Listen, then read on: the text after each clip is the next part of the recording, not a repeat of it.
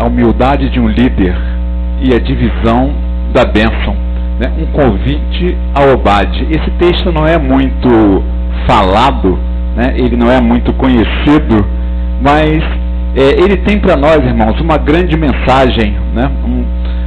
Uma grande lição para nossas vidas. E nós vamos tentar tirar desse texto, ver o que esse texto nos ensina.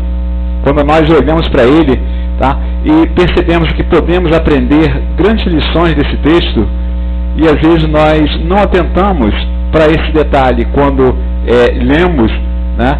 E às vezes precisamos estarmos com uma certa atenção. Números 10, de 29 a 36, eu vou ler e vou pedir que os irmãos acompanhem mesmo assentados. Disse então Moisés a Obabe, filho de Reuel, o midianita, sogro de Moisés: nós caminhamos para aquele lugar de que o Senhor disse: vou-lo darei. Vai conosco e te faremos bem, porque o Senhor falou bem sobre Israel. Porém, ele lhes disse: não irei, antes irei à minha terra e à minha parentela. E ele disse: ora, não nos deixes, porque tu sabes onde devemos acampar no deserto, e nos servirá de guia. E será que, vindo tu conosco e sucedendo o bem que o Senhor nos fizer, também nós te faremos bem. Assim, partiram do monte do Senhor, caminho de 3 dias, e a arca do Senhor caminhou diante deles, caminho de 3 dias, para lhes buscar lugar de descanso. E a nuvem do Senhor ia sobre eles de dia, quando partiam do arraial. E acontecia que, partindo a arca, Moisés dizia: levanta-te, Senhor, e dissipados sejam os teus inimigos, e fujam diante de ti os odiadores. E pousando ela, dizia: volta, ó Senhor, para os muitos milhares de Israel. Pai querido, nós te agradecemos, ó Pai. Pedimos, ó Pai querido, que o Senhor cuide de nós, fala aos nossos corações, que teu Espírito Santo tenha liberdade para trabalhar, ó Pai, em nossas mentes e corações, ó Pai, para que possamos entender a tua palavra, Pai. Eu que te peço no nome santo e precioso de Jesus. Amém.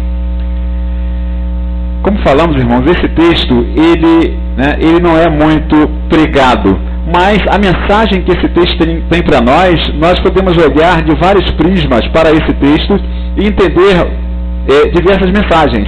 Moisés, ele foi moldado por Deus durante a sua vida, acredito eu, para esse momento. Qual momento? Atravessar, conduzir o povo pelo deserto, né? Atravessar o deserto com o povo, sendo líder do povo de Israel, para que eles pudessem passar 40 anos no deserto.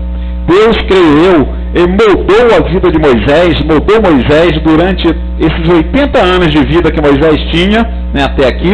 Ele viveu mais 40 anos depois, morreu com 120 anos, e eu creio que nesses primeiros 80 anos de vida, Moisés foi moldado por Deus, principalmente para aquele momento, que ele conduzisse o povo pelo deserto. Deus, ele molda, ele cuida das pessoas, como foi falado pela manhã, né? O oleiro, ele refaz o vaso quebrado.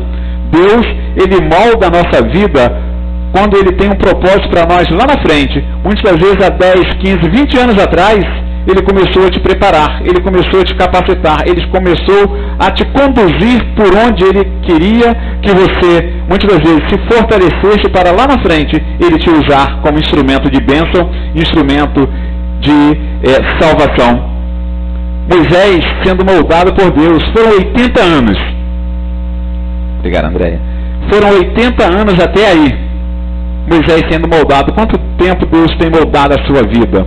Quanto tempo você percebe que Deus está te moldando? Quanto tempo você percebe que Deus tem te capacitado? Às vezes nós precisamos perceber Deus nos moldando. Quando é que nós vamos perceber isso? Quando entendermos que Ele cuida de nós, mesmo diante das dificuldades, mesmo diante dos problemas que Deus permite em nossas vidas, Ele está nos moldando, Ele está nos capacitando, Ele está nos preparando para uma missão que com certeza Ele tem para nossas vidas. Com a promessa de Deus, né, o momento de insegurança ou humildade, quando nós olhamos para esse texto, nós podemos entender né, a promessa de Deus para o povo de Israel. Mas também, olhando para Moisés, nós percebemos que era o momento que ele estaria conduzindo o povo para o deserto, para passar ali 40 anos. E como ele olha para seu cunhado, né, ele olha para seu cunhado e diz para ele, olha, vamos conosco, porque você conhece o caminho, você conhece o deserto. Aí nós podemos ver, talvez, você vai olhar para esse texto sem entender o contexto e vai dizer, não, Moisés estava numa insegurança. Mas se olharmos por outro prisma, por outro ângulo, nós vamos entender que Moisés ali estava sendo humilde também. Nós vamos ver nessa proposta de mensagem, né, o que Moisés pôde nos ensinar nisso, o que Moisés pôde nos ensinar com esse convite, com essa decisão dele, convidando, chamando o seu cunhado para estar com ele naqueles 40 anos. Moisés, quando ele chama o seu cunhado e diz para ele que estaria abençoando com as bênçãos que Deus tinha para o povo, ele estava sendo abençoado pela ajuda do cunhado, mas ele também estava sendo abençoador, estava sendo instrumento de bênçãos. Quais os primas desse texto e as lições que aprendemos? Podemos olhar para esse texto, falamos, diversos prismas, ou diversos ângulos. O primeiro dele é o prisma da obediência, número 10, 29. Número 10, 29, nós podemos ver pelo prisma da obediência, porque, diz o texto, disse então Moisés a Obabe, filho de Reuel, midianita, sogro de Moisés, nós caminhamos para aquele lugar, de que o Senhor disse, vou-lo darei. O Senhor disse, né, a Moisés que daria ao povo de Israel aquela terra prometida, e disse que Moisés deveria conduzir o povo até lá. Moisés, aí ele está demonstrando obediência a Deus. Obediência ao que Deus falou para ele. Será que nós temos sido obedientes a Deus? Será que nós temos ouvido a voz de Deus e tentado, né, ouvir e executar as ordens que Deus nos dá, né, o que Deus coloca nas nossas vidas? Então, pelo prisma da obediência, né, nós precisamos entender que Moisés, ele foi obediente à voz de Deus. E nós precisamos obedecer aquilo que Deus fala conosco. Quando obedecemos ao Senhor, nós caminhamos segundo a sua voz. Nós caminhamos segundo o nosso entendimento que Ele está falando conosco. Um segundo prisma, aí é o da dúvida. É interessante que o mesmo texto, nós olhamos por um lado e entendemos uma coisa, olhando por outro, olhamos por outro e podemos entender outro se não estivermos atentos à mensagem central do texto. Moisés disse, ora, não nos deixes, porque tu sabes onde devemos acampar no deserto, nos servirá de guia. Eu fico pensando, irmãos, quando nós oramos pedindo para Deus alguma coisa e em determinado momento nós ficamos na dúvida. Nós ficamos com dúvida se Deus está agindo ou não na nossa vida. Se olharmos por esse ângulo, é isso que nós vamos entender de Moisés. Por isso que nós devemos olhar para todos os ângulos desse texto e entendermos ele no todo.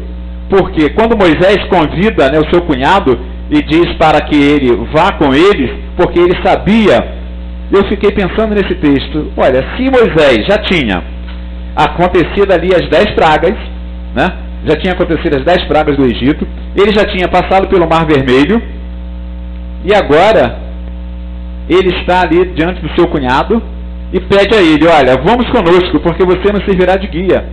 A promessa de Deus era que Deus estaria com eles.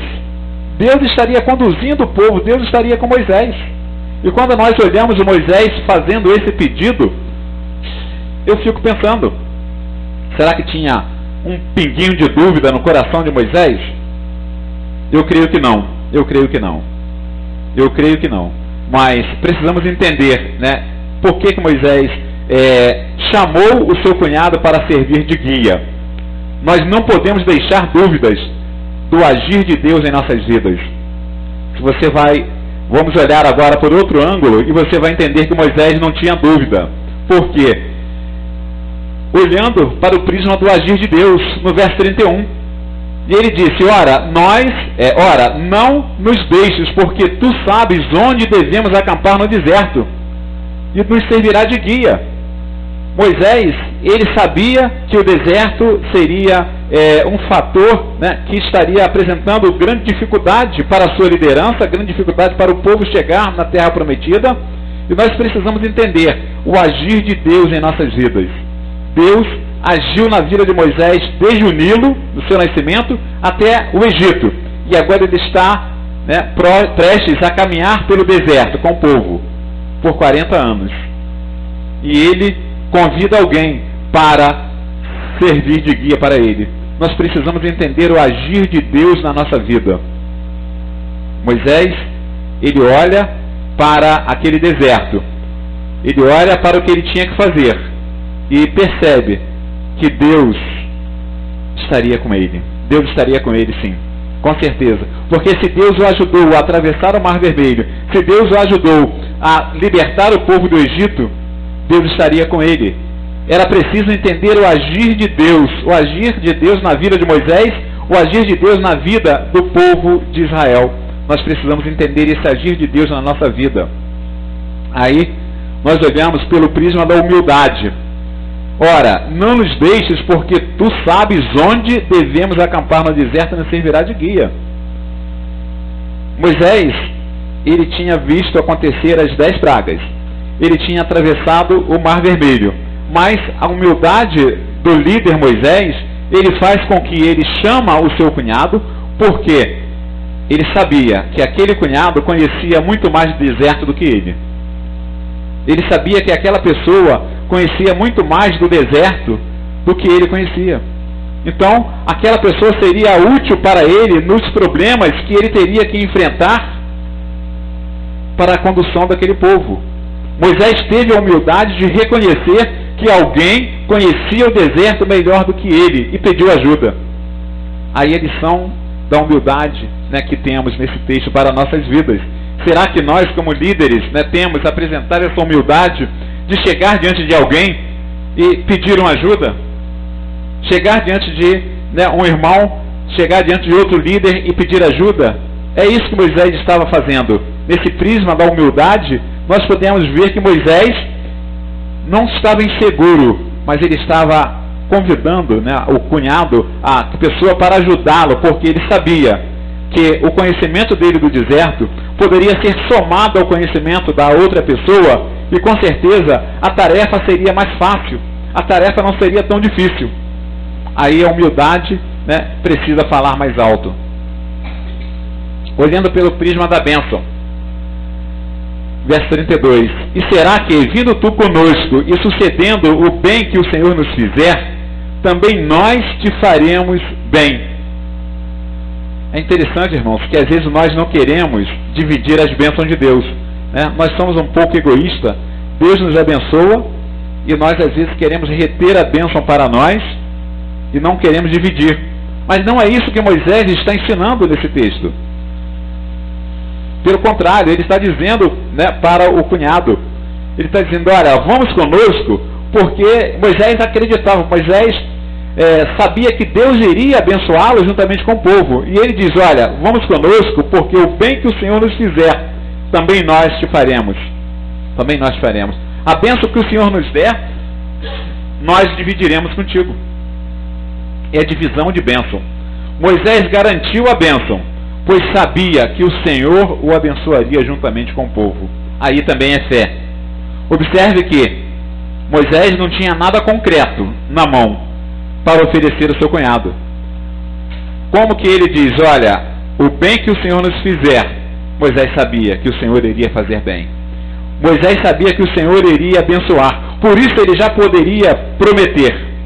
Ele já podia prometer que o cunhado receberia a bênção.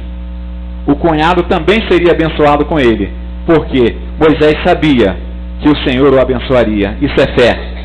Moisés garantiu a bênção, porque ele sabia que o Senhor o abençoaria juntamente com o seu povo. Aí ele diz, vamos, Jobabe, conosco, e também você será abençoado.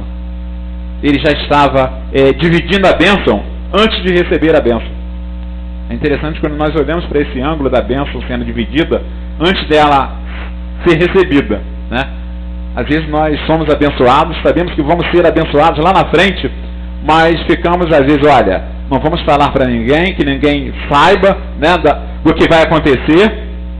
Às vezes nós queremos guardar para nós, mas ele não, ele estava dizendo, vamos conosco, que eu vou ser abençoado, Deus vai me abençoar, Deus vai abençoar o povo de Israel, e você será abençoado indo conosco. É interessante também que nós olhamos pelo prisma do cuidado de Deus das adversidades da vida, irmãos. O verso 33, ele diz, assim partiram do monte do Senhor, caminho de 3 dias, e a arca da aliança do Senhor caminhou diante deles, caminho de 3 dias, para lhes buscar lugar de descanso.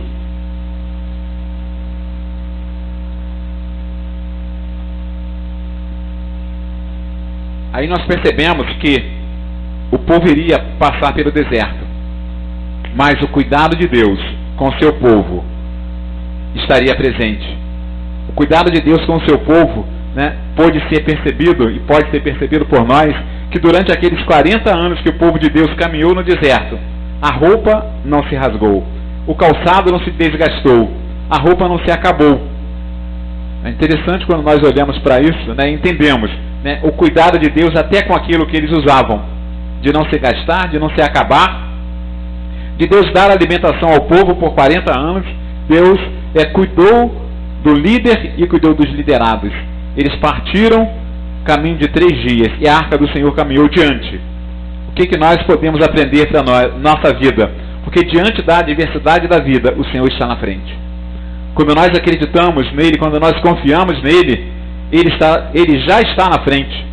Porque Moisés intercedia pelo povo. Antes que o povo começasse a caminhar, Moisés já falava com o Senhor. A arca ia na frente e Moisés intercedia para que Deus cuidasse, para que Deus se levantasse, para que Deus fosse adiante. Entendamos esse prisma da adversidade da vida e o cuidado de Deus. Concluindo, a grande lição do texto. Qual é a grande lição desse texto, como falamos? Né? Quando Deus chama e nos manda ir, nós só precisamos ir. Quando Deus chama e nos manda ir, nós só precisamos ir, pois Ele cuidará de nós. Quando nós olhamos e entendemos a mensagem, nós entendemos o chamado de Deus, nós só temos que fazer uma coisa, ir. Sair daquele lugar onde nós estivermos e irmos obedecendo a voz de Deus, indo para que Ele possa fazer o que Ele propôs a fazer em nossas vidas. Diz o texto que a nuvem do Senhor ia sobre eles de dia, quando partiam do arraial. É interessante que o deserto de dia, ele é muito quente, né? Pela madrugada ele é muito frio. E Deus colocava uma coluna de nuvem, né? A nuvem do Senhor de dia e uma coluna de fogo de noite. Deus cuidava no calor, Deus cuidava na baixa temperatura. Mas o povo tinha que ir, o povo tinha que caminhar. O povo tinha que ir para ele sentir a nuvem do Senhor, o cuidado do Senhor. O cuidado de Deus sobre nossas vidas, mesmo no deserto. Deus cuida de nós. E às vezes deserto não é só aquele lugar cheio de areia ou aquele lugar a ermo, não. Deserto é quando você está passando por uma dificuldade, mesmo no meio de uma multidão, mas não consegue enxergar uma viva alma para que você possa pedir ajuda. Esse é o seu deserto. E é o pior deles. Quando Deus chama e nos manda ir, nós precisamos partir, pois Ele cuidará de nós. Creia nisso. O prisma do relacionamento, a importância do relacionamento do líder com Deus. Acontecia que, partindo a arca, Moisés dizia: levanta-te, Senhor, e dissipados sejam os teus inimigos.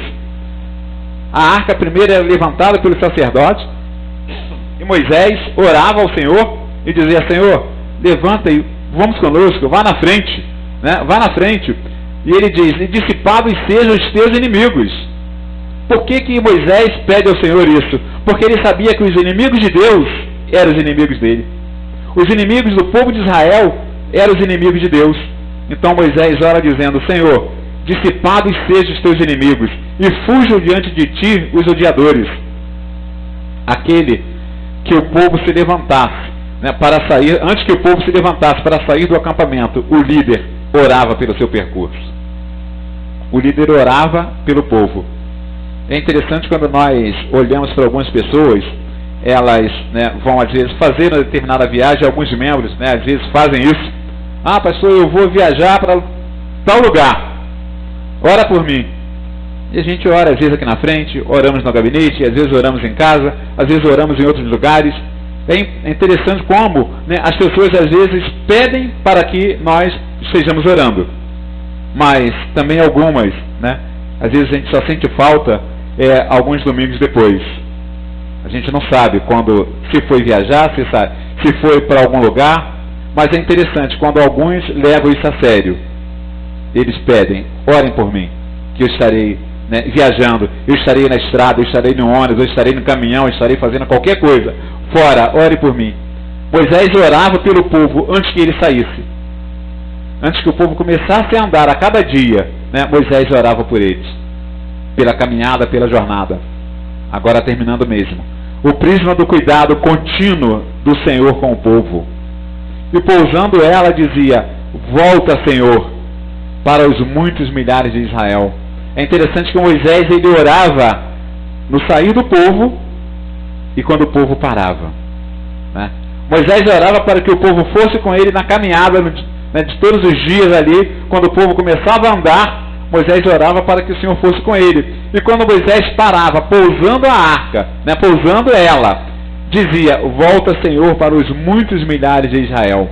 Aí nós percebemos o cuidado contínuo de Deus. O cuidado de Deus conosco não para, irmãos. Enquanto nós dormimos, Deus está preparando o dia seguinte para nós. Deus já preparou o dia de amanhã, algumas semanas atrás, porque Ele sabe o que você vai passar amanhã. Nós não sabemos o que nós vamos passar amanhã, mas Deus já sabe. E Ele prepara o nosso dia, Ele prepara o cuidar de nós a cada dia.